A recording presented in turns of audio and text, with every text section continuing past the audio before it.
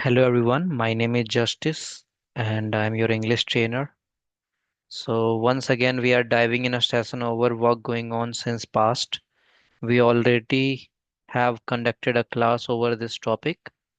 We have covered affirmative sentences under this category. Work going on since past can be known as present perfect continuous tense. तो हमने इसको देख लिया था affirmative sentence कैसे बनता है. आज हम नेगेटिव और इंट्रोगेटिव बनाना सीखेंगे. साथ ही साथ हम रिवाइज करेंगे कि क्या हमने किया था. So let us begin our session. तो हमने पहले बात की थी कि work going on since past माने क्या. तो डेफिनेशन इसकी बनती है describes actions that started in the past and are still happening now. वो एक्शंस को डिस्क्राइब करता है ये जो पास्ट में शुरू हुए थे और अभी भी चल रहा है कोई काम, है ना. यानी कि लंबे अंतराल से वो काम चल रहा है, लंबे अंतराल तक कोई काम अभी तक चल रहा है, लंबे समय से, है ना. तो कोई काम लंबे समय से चल रहा है या फिर कोई भी चीज जिसमें समय महत्व रखता है वहां पर हम प्रेजेंट परफेक्ट कंटिन्यूअस टेंस बनाते हैं. यही फर्क होता है प्रेजेंट कंटिन्यूअस और प्रेजेंट परफेक्ट कंटिन्यूअस में. इसमें टाइम जो है वो इम्पोर्टेंट रोल प्ले करता है. हाँ, अगर टाइम नहीं लगा हुआ है अंत में तब भी सेंटेंस में हैज बीन या हैव बीन लगा है तो वहां पर यही दर्शाया जा रहा है कि कोई काम एक लंबे समय से किया जा रहा है या फिर वहां पर टाइम की वैल्यू है. ठीक है. तो जनरल डेफिनेशन तो यही होती है कि कोई चीज पास्ट में शुरू हुई यानी पीछे शुरू हुई अतीत में और वो अभी वर्तमान में चल रही है. ठीक है. तो कोई काम लंबे समय से कर रहे हैं तो उसको आप इस कैटेगरी में डाल सकते हैं work going on since past, इसलिए इसका नाम work going on since past रखा गया है. ठीक है. एग्जाम्पल के लिए, मैं 2 दिनों से अंग्रेजी सीख रहा हूँ. I have been learning English for 2 days. ठीक है. तो हमने थोड़ा बहुत समझा था इसे. स्ट्रक्चर की बात करें तो सब्जेक्ट यानी कि डूअर पहले आएगा एंड देन हैज बीन या हैव बीन लगेगा. ठीक है. हैज ऑब्लिक यहाँ लगाया ना स्लैश, तो हैज या हैव में से एक लगाएंगे और बीन लगेगा उसके साथ, यानी हैज बीन या हैव बीन हेल्पिंग वर्ब बन गई है.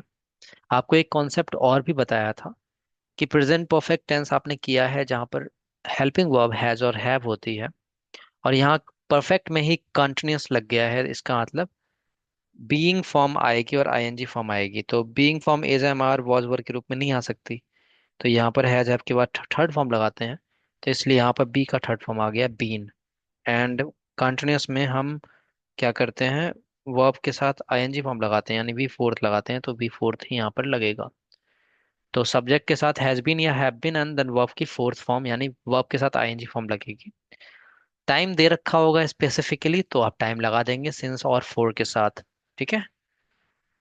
वो भी फॉर्मेट में आ जाता है. बट हम यहाँ पर इस तरह से भी सीख रहे हैं कि जरूरी नहीं है कि समय दिया ही हो, है ना, क्योंकि लैंग्वेज सीख रहे हैं हम.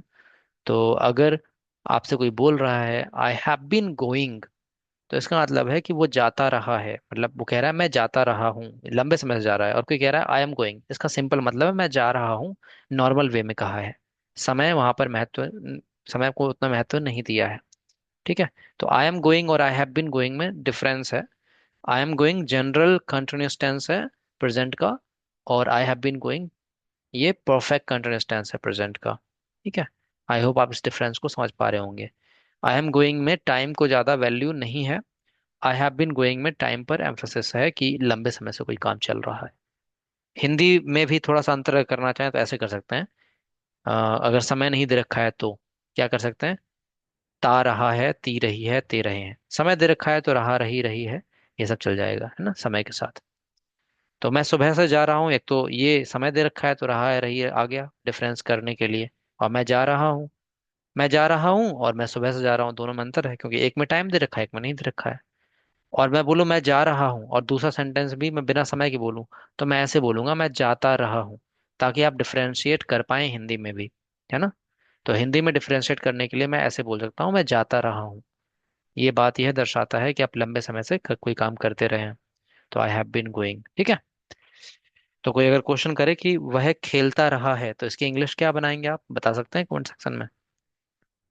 याद रखें, ही के साथ हैव नहीं लगाइएगा, ही के साथ हैज लगता है तो हैज बीन हो जाएगा। वह खेलता रहा है। वह खेलता रहा है।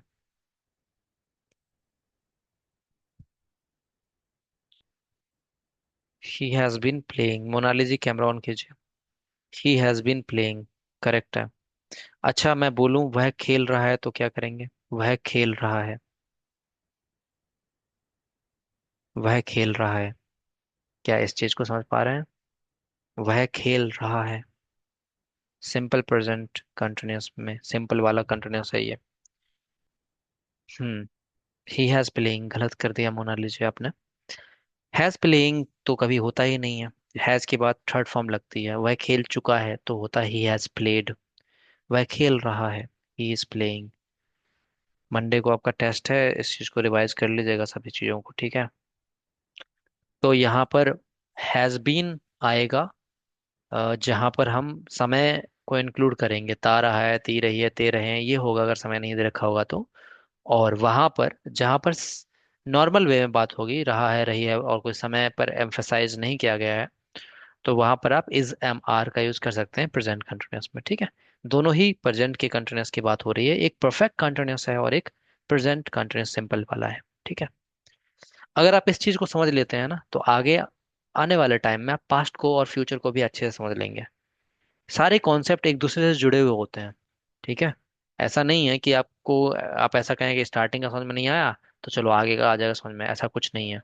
स्टार्टिंग का समझ में आएगा तभी आपको आगे का बेहतर तरीके से समझ में आएगा, ठीक है? तो इंडिपेंडेंट नहीं है, सब अपने आप में इंटरकनेक्टेड हैं।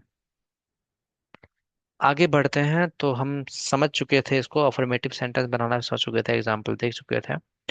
इस बात को याद रखेंगे, ये तो बात आपको पता भी होनी चाहिए। हमने प्रेजेंट परफेक्ट में भी बताया था कि ही शी इट या सिंगुलर नाउन के साथ, यानी थर्ड पर्सन सिंगुलर के साथ हम हैज का यूज करते हैं तो हैज बीन आ जाएगा यहाँ पर। और ये कॉन्सेप्ट आपको सिंपल प्रेजेंट टेंस यानी हैबिचुअल वर्क में भी बताया गया था कि वर्ब के साथ क्या आता है? एस और यस आता है। तो क्या आप देख नहीं पा रहे हैं? यहाँ पर जो हेल्पिंग वर्ब हैव है, उसी का एस और यस फॉर्म होता है हैज। तो हैव बीन था तो हैज बीन हो गया, है ना? तो ये बात याद रखेंगे, ही शी इट और सिंगुलर नाउन के साथ हैज बीन लगता है। अगर आप सारे डॉट्स को कनेक्ट करके देखते हैं ना कि ये ऐसा क्यों हुआ, ऐसा क्यों हुआ, कि हैज बीन क्यों बना, तो आप बहुत बेहतर तरीके से सीख पाते हैं।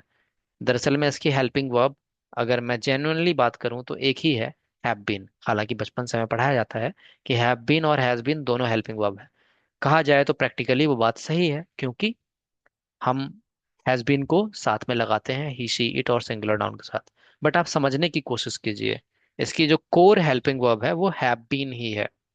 और अगर और बेहतर से समझने की कोशिश करेंगे तो आप पाएंगे कि एक्चुअली में हेल्पिंग वर्ब यहाँ पर दो तरह से बना हुआ है। एक तो हैव आया है परफेक्ट के लिए, और बीन आया है क्योंकि प्रेजेंट परफेक्ट में हम थर्ड फॉर्म लगाते थे, तो बी का थर्ड फॉर्म बीन हो गया, ठीक है? तो हैज बीन या हैव बीन, जो बीन आगे आया है वो भी जो कंस्ट्रक्ट हुआ है, एक एक कॉन्सेप्ट पर कॉन्स्ट्रक्ट हुआ है, जो हम पिछले कॉन्सेप्ट पढ़ चुके हैं प्रेजेंट परफेक्ट टेंस का, है ना? कि हैज और हैव के बाद हमेशा थर्ड फॉर्म लगता है अगर वो हेल्पिंग वर्ब के रूप में आया हुआ है तो, ठीक है?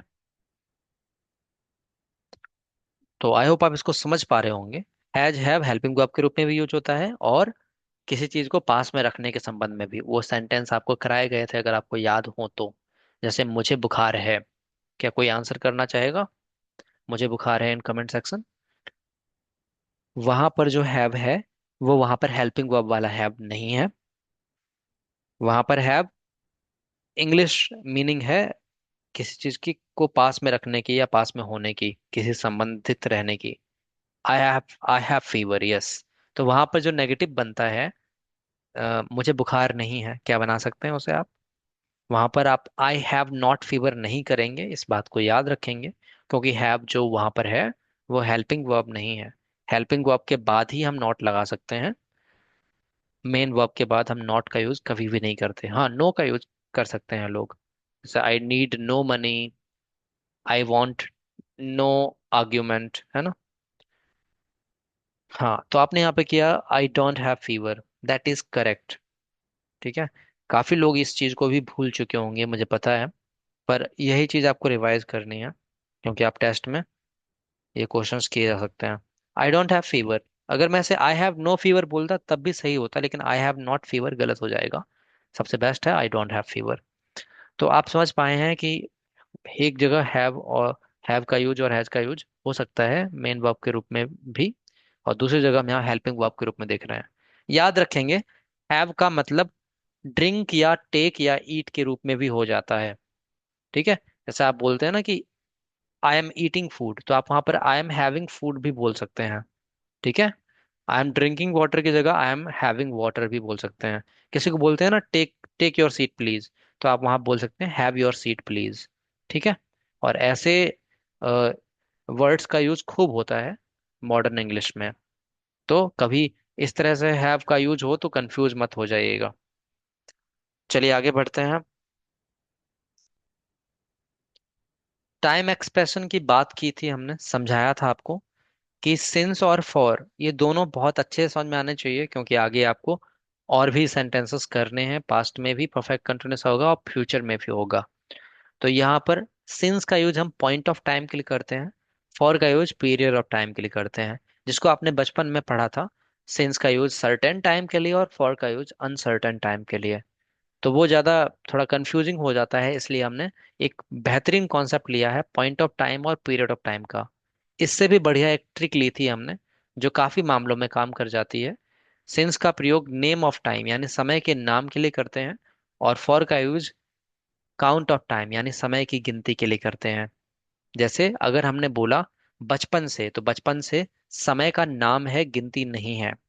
हमने बोला सन 2010 से, तो साल का नाम है 2010, गिनती नहीं है। हमने बोला 2010 सालों से, तो ये गिनती है, यहाँ पर फॉर आ जाएगा। या आप कहें तो पॉइंट ऑफ टाइम। ठीक है, एक समय के बिंदु से लेकर के हम बात कर रहे हैं। उदाहरण के लिए हमने कहा अम, तब से जब से आप यहाँ आए हो, तो यहाँ since you have come here या यू हैव अराइव्ड हेयर, तब से जब से आप यहाँ आए हो, या सिंस यू अराइव्ड, जब से आप यहाँ आए तब से बात कर रहा हूँ। ठीक है, तो एक पॉइंट ऑफ टाइम की बात होगी। ऐसे ही मैं बोलूं एक लंबे समय से, तो यहाँ एक लंबे समय से क्या है, ये पॉइंट ऑफ टाइम है या फिर पीरियड ऑफ टाइम है। एक लंबे समय से, एक लंबा समय चलता आ रहा है, तो क्या आप इसे पॉइंट ऑफ टाइम कहना चाहेंगे या फिर पीरियड ऑफ टाइम कहेंगे, अंतराल कहेंगे। पीरियड ऑफ टाइम मतलब समय अवधि, है ना, एक अवधि, ड्यूरेशन। हम्म, एक लंबे समय से। और लॉन्ग टाइम को सुरजीत जी ने लिखा है पीरियड ऑफ टाइम। यस, सावन जी ने लिखा है for long time, for a long time. बिल्कुल सही है, फॉर पीरियड ऑफ टाइम के लिए आता है। तो for a long time, period मतलब अवधि। ठीक है, जैसे हमारे क्लास की अवधि क्या है, ड्यूरेशन क्या है, पीरियड क्या है। अभी इस कंटेंट डिलीवरी सेशन की का जो पीरियड पीरियड है वो 40 मिनट्स है। ठीक है, तो 40 मिनट्स भी किस में आएगा, सिंस में या फॉर में। अगर हमें बोलना है कि हम 40 मिनट से क्लास ले रहे हैं, तो क्या हो जाएगा, we are attending our class for 40 minutes. अभी तो नहीं हुए हैं 40 मिनट्स, बट एग्जाम्पल के लिए तो फॉर आ जाएगा। बिल्कुल सही बात है। तो पीरियड ऑफ टाइम, इस चीज को आप कहीं पर भी अप्लाई कर सकते हैं। पॉइंट ऑफ टाइम के लिए सिंस, और पीरियड ऑफ टाइम के लिए फॉर। ठीक है, और अगर ऐसे भी समझ में ना आता हो तो एक बेहतरीन ट्रिक बताई है, जो ज्यादातर जगह आप मोस्ट ऑफ द प्लेस पे काम कर जाएगी। समय का नाम देख लीजिए और समय की गिनती देख लीजिए। अगर समय नाम के रूप में आ रहा है, मतलब शब्द के रूप में या कुछ यूनिट, एक या तो यूनिट मिसिंग होगा या तो नंबर मिसिंग होगा। ठीक है, दोनों में से कुछ भी मिसिंग है तो सिंस लगा देंगे। और अगर दोनों मौजूद हैं, यूनिट नंबर दोनों, जैसे 4 आवर्स 4 डेज, यहाँ डेज यूनिट हो गया, तो वहाँ फॉर लगा देंगे। तो वो ट्रिक भी काम आ सकती है। नेम ऑफ टाइम के लिए सिंस और काउंट ऑफ टाइम के लिए फॉर। नहीं तो बेहतरीन तरीका यही है, पॉइंट ऑफ टाइम सिंस, और पीरियड ऑफ टाइम यानी ड्यूरेशन के लिए फॉर। तो example, I have been working since 7 AM, मैं सुबह 7 बजे से काम कर रहा हूँ। They have been living here for 5 years, वो यहाँ पर 5 साल से रह रहे हैं। हमने इस चीज को कर लिया था, इस एक्सरसाइज को आपके साथ शेयर भी किया गया था। आप में से काफी लोग होमवर्क नहीं करते हैं, ठीक है, थोड़े बहुत तो कर लिया कीजिए, कम से कम एक का कर लिया कीजिए, दो का कर लिया कीजिए, ज्यादा बोरिंग लगता है तो, क्योंकि प्रैक्टिस करना बहुत ज्यादा जरूरी है आपके लिए। ठीक है, इसलिए कॉन्सेप्ट आपको याद नहीं रहते। अगर आपको और ज्यादा बोरिंग लगता है तो रिकॉर्ड करके भेज दिया कीजिए। ठीक है, कम से कम उतने में तो निपटा सकते हैं ना रिकॉर्ड करके, क्योंकि प्रैक्टिस बहुत जरूरी है। तो हमने यहाँ पे देखा स्ट्रक्चर, सब्जेक्ट के बाद हैज बीन या हैव बीन लगेगा, और वर्ब के साथ आईएनजी, और अगर वहां पर टाइम दिया हुआ है तो सिंस या फॉर के साथ टाइम लग जाएगा। इसको हमने इंक्लूड इसलिए नहीं किया है, वैसे जनरली आप भी बचपन में पढ़ते होंगे तो सिंस फॉर प्लस टाइम वो इंक्लूड होता है स्ट्रक्चर में ही। हमने इसलिए इंक्लूड नहीं किया क्योंकि जरूरी नहीं है कि समय दे रखा हो। तो उस केस में हम उसका हिंदी अर्थ ऐसे करेंगे, जैसे I have been reading a book, इसका हिंदी अर्थ क्या होगा? मैं एक किताब पढ़ता रहा हूँ, है ना। चलिए आगे बढ़ते हैं, नेगेटिव सेंटेंसेस को देखेंगे आज। तो स्ट्रक्चर में क्या होने वाला है? अब देखिए यहाँ पर कुछ गलतियां कर सकते हैं, तो उसके लिए मैं पहले से ही आपको प्रिकॉशंस दे दे रहा हूँ। यहाँ पे गलतियां काफी लोग ऐसे कर सकते हैं, हैव बीन नॉट की। याद रखेंगे, जो हेल्पिंग वर्ब अगर एक वर्ड से ज्यादा होता है तो उसमें जो पहला जो वर्ड होता है हेल्पिंग वर्ब में, उसको हम कोर हेल्पिंग वर्ब मानते हैं या फिर मेन पार्ट मानते हैं हेल्पिंग वर्ब का। तो उसके बाद ही नॉट लगाएंगे आप, ठीक है। और जो कोर हेल्पिंग वर्ब जो मानते हैं ना फर्स्ट पार्ट, उसको ही हम इंट्रोगेटिव में ही आगे लेते हैं। इस बात को भी आप याद रखेंगे, ठीक है। हेल्पिंग वर्ब अगर एक शब्द से ज्यादा है, यानी एक वर्ड से ज्यादा है, जैसे यहाँ पर हैव बीन और हैज बीन था, ठीक है। तो हैज बीन दो शब्द हो गए ना, हैव बीन दो शब्द हो गए ना, तो इन दोनों के बीच में नॉट लगेगा। अगर मैं आपसे पूछूं इसमें, हालांकि इस तरह से कहीं पे पढ़ाया नहीं जाता, फिर भी मैं जनरल अंडरस्टैंडिंग के लिए और आपको समझ में आ जाए इसलिए पूछ रहा हूँ। यहाँ आपसे पूछना चाहूँ कि कोर हेल्पिंग वर्ब क्या है, तो आप मुझे आंसर दे पाएंगे? कोर हेल्पिंग वर्ब बोलूं या रूट हेल्पिंग वर्ब बोलूं? हैज बीन और हैव बीन में जो रूट हेल्पिंग वर्ब है, आप बता पाएंगे क्या है यहाँ पर? हैव। यस, सुरजीत जी ने बिल्कुल सही उत्तर दिया है। हम्म, हैव। और उसी का दूसरा फॉर्म होता है हैज, तो आप दोनों को ही बोल सकते थे, हैज या हैव दोनों ही, ठीक है। तो यहाँ पर जो कोर हेल्पिंग वर्ब है वो हैज या हैव है। और भी बेहतरीन रिफाइन करके बोलेंगे तो केवल हैव ही बचेगा, क्योंकि हैज जो हैव का ही फॉर्म है, फोर्थ फॉर्म है। तो इसको मैंने कोर क्यों बोला या रूट क्यों बोला? क्योंकि यही वो चीज है जो अलग होने वाली है यहाँ पर। और ये चीज यहाँ पर ही अप्लाई नहीं होगी, ये आप कुछ भी पढ़ रहे होंगे वहां पर अप्लाई होगी जब आप देखते हैं कि हेल्पिंग वर्ब एक से ज्यादा वर्ड में बटा हुआ है, ठीक है। ज्यादा से ज्यादा तीन वर्ड हो सकते हैं हेल्पिंग वर्ब में। सबसे लॉन्गेस्ट हेल्पिंग वर्ब पता है किसी को कौन सी होती है? टेंस में। तो हम यहाँ पर बात कर रहे हैं कि अगर एक से ज्यादा वर्ड हैं हेल्पिंग वर्ब में, तो वहां पर पहला जो वर्ड है उसको हम कोर हेल्पिंग वर्ब या रूट हेल्पिंग वर्ब कह सकते हैं अपनी अंडरस्टैंडिंग के लिए, ठीक है। हालांकि इस तरह से पढ़ाया नहीं जाता कहीं पर, ये बात मैं पहले ही बता देना चाहता हूँ, बट अंडरस्टैंडिंग के लिए हम बेहतर तरीके से लैंग्वेज को समझ पाए। Would have been, will have been tenses में आता है, वुड हैव बीन मॉडल्स में आता है सुरजीत जी, ठीक है। विल हैव बीन टेंसेस में सबसे, विल हैव बीन या shall have been longest helping verb माना जाता है टेंसेस की बात करेंगे तो, ठीक है। वैसे would have been, could have been, may have been, ये सब भी हो जाएंगे। तो हम यहाँ पर समझ गए हैं इस चीज को कि हेल्पिंग वर्ब अगर एक वर्ड से ज्यादा है तो उसका पहला वर्ड जो होता है वो कोर हेल्पिंग वर्ब या फिर हम कह सकते हैं रूट हेल्पिंग वर्ब होता है, उसी के बाद हम नॉट लगाएंगे। या फिर इंट्रोगेटिव बनेगा तो वो जो कोर हेल्पिंग वर्ब है वही आगे आएगा, बाकी सब का सब सब्जेक्ट के बाद ही आएगा। इस बात को याद रखेंगे, ये हमेशा याद रखेंगे। मैं फिर से बोल रहा हूँ क्योंकि ये चीज आपको आगे बहुत हेल्प करेगी। हेल्पिंग वर्ब अगर एक वर्ड से यानी एक शब्द से ज्यादा हो, एग्जाम्पल के लिए हैव बीन दो शब्द हो गए, ठीक है। हेल्पिंग वर्ब अगर एक शब्द से ज्यादा हो तो वहां पर फर्स्ट वर्ड यानी हेल्पिंग वर्ब में जो पहला वर्ड होता है उसको हम आगे लेकर आते हैं, और नेगेटिव वाले में उसी वर्ड के बाद नॉट लगता है। और इंट्रोगेटिव वाले केस में वही जो कोर हेल्पिंग वर्ब है यानी फर्स्ट वर्ड है उसको आगे हम लगाते हैं, बाकी सब्जेक्ट के बाद सेम होता है। इस बात को हमेशा याद रखेंगे, क्योंकि ये आपको टेंसेस जितने भी आपके होने वाले हैं, एक से ज्यादा हेल्पिंग वर्ब वाले, उसमें हेल्प करेगा। एंड मॉडल वर्ब्स जो पढ़ने वाले हैं उसमें भी हेल्प करेगा। ठीक है, तो हम ये कॉन्सेप्ट समझ गए। तो सब्जेक्ट के बाद हैज या हैव, उसके बाद नॉट देन बीन लगेगा, एंड वर्ब के साथ आईएनजी फॉर्म। तो अब कभी आप ये लोग गलती नहीं करेंगे, ये कभी भी गलती नहीं करेंगे, हैज बीन नॉट कभी नहीं करेंगे। ठीक है, या फिर इंट्रोगेटिव में हैज बीन आगे नहीं लगाएंगे। आई होप आप समझ पाए हैं। तो अब हम आगे बढ़ते हैं। Example, I have not been watching TV. मैं टीवी नहीं देखता रहा हूं, समय नहीं दे रखा है, पर यहाँ पर समय को एम्फसाइज हैव बीन लगाकर कर दिया गया है। I have not been watching TV, मैं टीवी नहीं देखता रहा हूं। He has not been exercising, वह अभ्यास नहीं करता रहा है। मैं सुबह से गीत नहीं गाता रहा हूं। I have not been singing a song since morning. And वो बात आपको याद रहनी चाहिए जो आपको बताई थी, हैज नॉट और हैव नॉट को शॉर्ट में हैजंट हैवंट तो बोलते ही हैं, उसके अलावा क्या बोलते हैं, किसी को याद है कमेंट सेक्शन में लिखिएगा। हैज नॉट हैव नॉट को शॉर्ट में क्या बोलते हैं? वो is not, am not, are not सबके लिए एप्लीकेबल होती है, उसके लिए भी। ठीक है, पांच चीजों के लिए, is not, am not, are not और हैज नॉट हैव नॉट। बिल्कुल सही कहा आपने। एंट, AIN' टी, ये स्पोकन लैंग्वेज में यूज किया जा सकता है, अमेरिकन इंग्लिश है ये। ठीक है, तो आप यहाँ पर हैज नॉट की जगह हैजंट, हैव नॉट की जगह हैवंट, या फिर दोनों की जगह एंट भी लगा सकते हैं। ठीक है, आई एंट बीन वॉचिंग टीवी। तो इसी तरह से आप मुझे बताएंगे, वह सोमवार से यहाँ नहीं आ रहा है।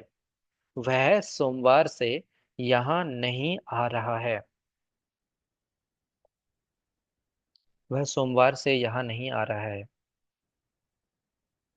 मोनाली जी, कैमरा ऑफ क्यों कर लिया आपने? ऑन कीजिए। वह सोमवार से यहाँ नहीं आ रहा है। Hmm, he has not been coming here. बाकी आपने सोमवार से की इंग्लिश लगाई ही नहीं। सावन जी सोमवार से बोला है ना। Hmm, he has not been coming here since Monday. ठीक है, सिंस क्यों आया? सिंपल सी बात है, मंडे काउंट ऑफ टाइम तो है नहीं, या दूसरा आप तरीका समझेंगे तो ये पीरियड ऑफ टाइम है नहीं, ये तो पॉइंट ऑफ टाइम है, एक समय बिंदु की बात की है। दो क्राइटेरिया पे आप उसको देख सकते हैं। पहला क्राइटेरिया ये होता है कि नेम ऑफ टाइम देख लो, नेम ऑफ टाइम है तो सिंस लगा। दूसरा क्राइटेरिया कि पीरियड बता रहा है, पॉइंट बता रहा है, पॉइंट ऑफ टाइम दर्शा रहा है, तो वहां पर आप क्या करेंगे? सिंस लगाएंगे। ठीक है, तो दोनों ही आपको हेल्प कर सकते हैं। कभी आप एक एक में कंफ्यूज हो जाए तो दूसरे तरीके का यूज कर लें। ठीक है, वेरी गुड।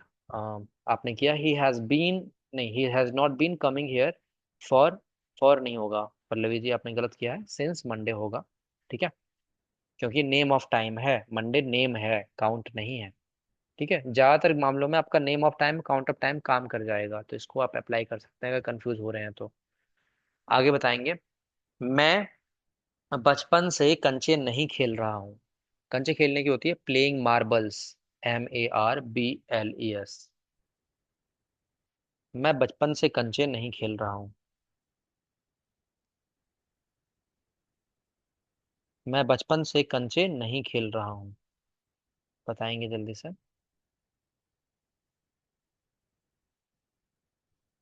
बचपन से, ये देखिए नेम ऑफ टाइम है या काउंट ऑफ टाइम है, समझिएगा और आंसर कीजिएगा। मैं बचपन से कंचे नहीं खेल रहा हूँ।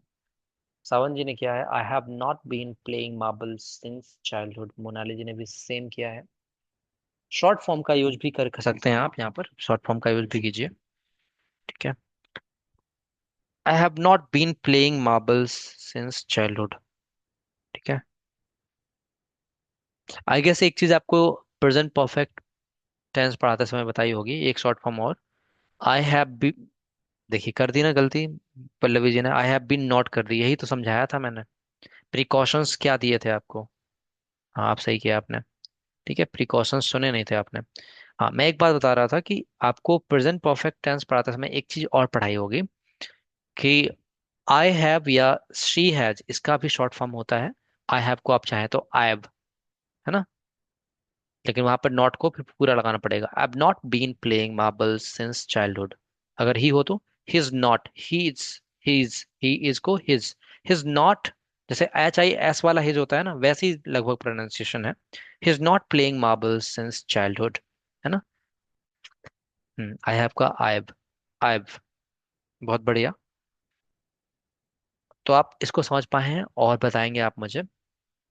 तुम पिछले सप्ताह से गाली नहीं दे रहे हो।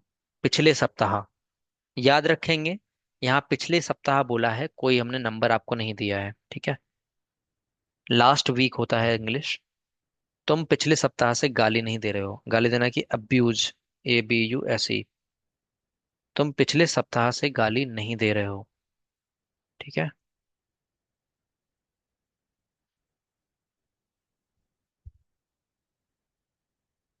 हम्म सुरजीत जी ने किया है।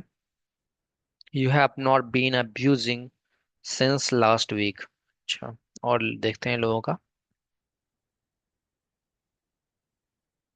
शॉर्ट फॉर्म का यूज भी कीजिए आप लोग। You have not been abusing for last month. पहली बात, मंथ कहाँ से आया। और दूसरी बात आप मुझे समझाएंगे यहाँ पे फॉर लगाया तो क्यों लगाया। फॉर लगाने के लिए दो दो केसेस को सेटिस्फाई करना पड़ेगा, दो क्राइटेरिया। यूनिट होना चाहिए और नंबर होना चाहिए।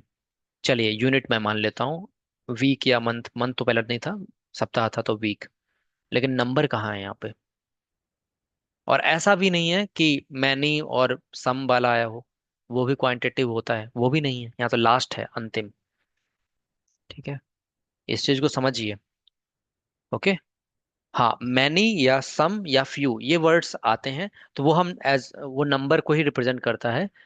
क्योंकि एक्चुअली में हमें नंबर पता नहीं होता एग्जैक्ट, तो हम वहाँ पर मैनी सम फ्यू यूज कर लेते हैं। ठीक है। तो दो चीजें होनी चाहिए, एक आपका, एक तरफ आप क्वांटिटी यानी एज अ नंबर होगा क्वांटिटी, जनरली नंबर के रूप में होगा, नहीं तो फ्यू मैनी सब होता है। क्वांटिटी और दूसरा यूनिट, दोनों ही मायने रखेगा। ठीक है, क्वांटिटी एंड यूनिट दोनों ही मायने रखेगा। ठीक है। तो हमने और रिफाइन कर दिया उस स्टेटमेंट को, नंबर और यूनिट से क्वांटिटी और यूनिट कह सकते हैं। तो यू एंट या haven't been abusing since last week, correct है। सिंस लास्ट वीक इसलिए लगाया क्योंकि लास्ट वीक एक पॉइंट ऑफ टाइम है, या फिर नेम ऑफ टाइम भी कह सकते हैं। चलिए, आप समझ पाए हैं इसको। आगे बढ़ेंगे हम। इसका स्क्रीनशॉट ले लेंगे नेगेटिव का, और आप इसको करेंगे।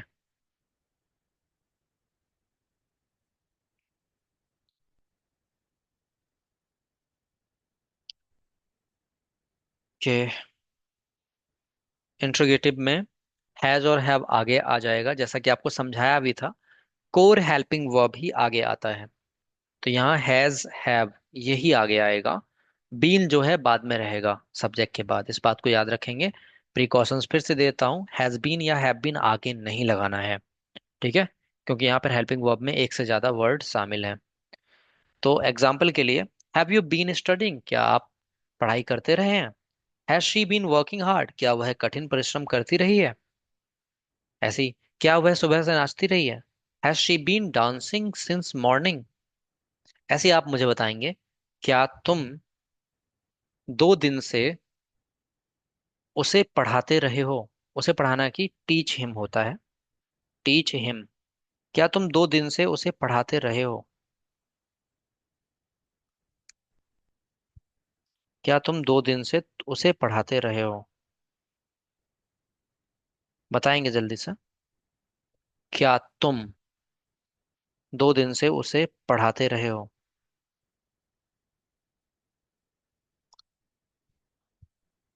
हम्म have you been teaching him for 2 days. Sujeet ji and Monali जी।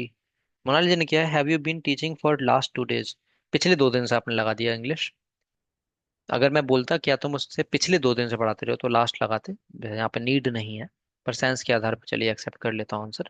पर यहाँ पे मैंने बोला था क्या तुम 2 दिन से उसे पढ़ाते रहे हो, तो have you been teaching him for last नहीं होगा, फॉर 2 डेज हो जाएगा। और हिम भी लगाएंगे मोनाली जी। उसे की इंग्लिश हिम, टीच हिम। क्या तुम उसे 2 दिन से पढ़ाते रहे हो। Have you been teaching him for 2 days.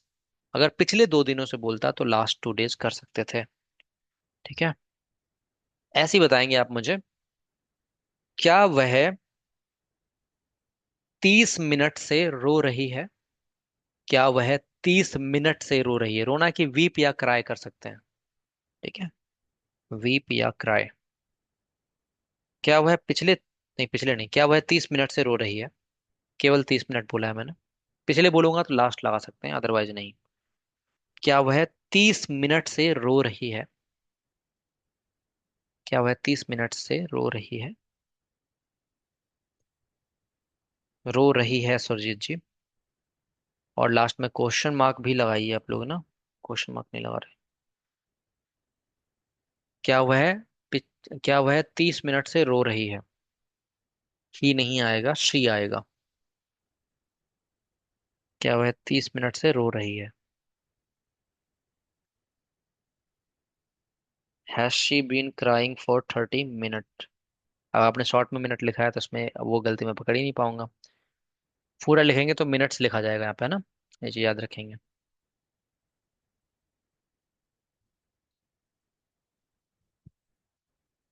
Okay.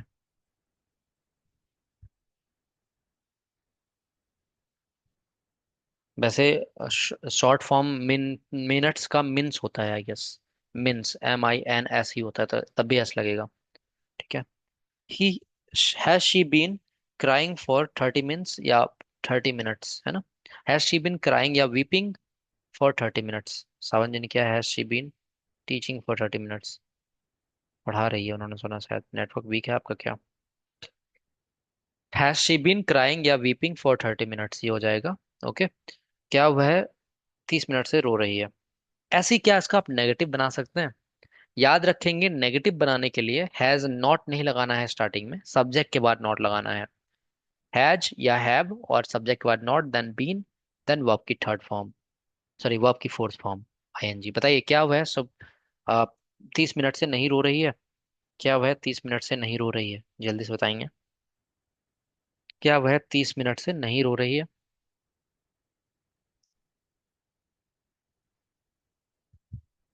Surjit जी ने कर भी लिया है। ठीक है। याद रखेंगे हैज नॉट आगे नहीं लग सकता। हाँ, अगर आप शॉर्ट फॉर्म लगाना चाहते हैं तो वहां आपका स्वागत है। हैज नॉट का शॉर्ट फॉर्म होता है हैजंट, तब आप लगा सकते हैं, या एंट। तो ये has she not been crying या वीपिंग फॉर 30 मिनट्स, हाँ शॉर्ट फॉर्म लगाना होता तो आप कर सकते थे, वो एप्लीकेबल था।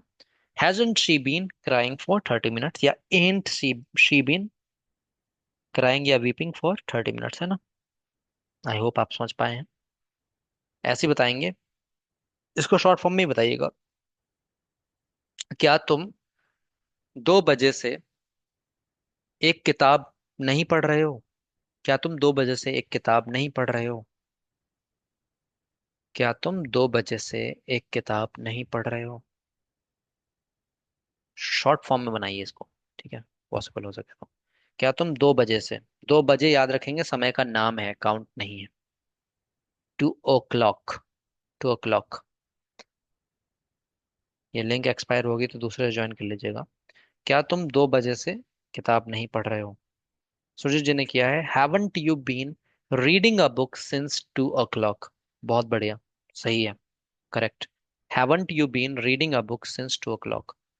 सावन जी ने भी यही किया है। आप एंड का भी यूज कर सकते थे यहाँ पर, and you been reading a book since 2 o'clock। दूसरी लिंक से ज्वाइन कर लीजिएगा आप लोग।